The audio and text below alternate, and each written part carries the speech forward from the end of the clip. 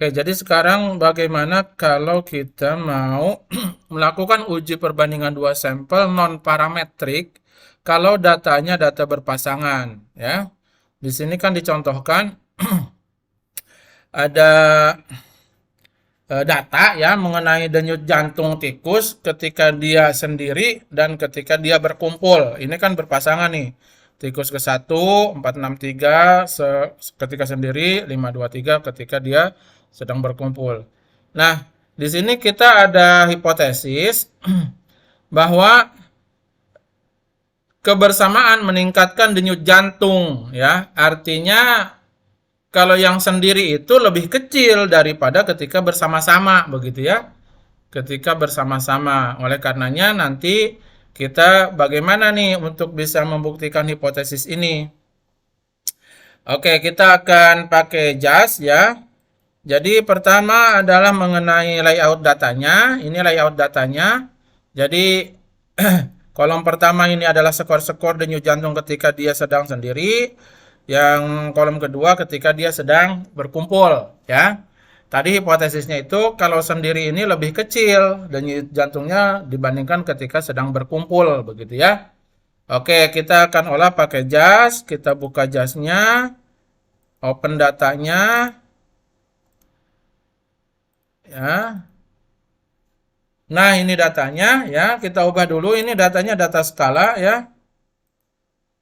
Oke. Kita pakai t-test ya, tapi pair ya. Jadi yang berpasangan karena setiap baris itu menandakan satu tikus kan ya. Oke. Pasangannya mana? Sendiri dengan berkumpul gitu kan ya. Sendiri dengan berkumpul. Kita tesnya pakai yang non parametrik, jadi jangan pakai student tapi pakai Wilcoxon. Gitu ya. Nah, kemudian di sini alternatif hipotesisnya apa? Sendiri lebih kecil daripada berkumpul. Itu kan yang ingin kita buktikan. Jadi measure 1 lebih kecil dari measure 2. Udah, ya. Udah begitu saja. Nah, ini lihat hasilnya, ya. Ini lihat hasilnya. W-nya 3, P-nya 0,05 berarti terima hipotesis 0, ya. Terima hipotesis 0. Di sini yang ada catatan itu adalah hipotesis alternatifnya atau hipotesis satunya menyatakan sendiri lebih kecil daripada berkumpul. Betul kan? Ini yang ingin kita buktikan. Dan ternyata hipotesis alternatif ini kan kita terima ya.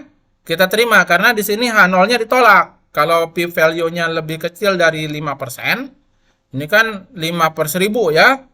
Karena dia lebih kecil dari 5%, berarti kita tolak H0 dan terima hipotesis 1 atau hipotesis alternatif.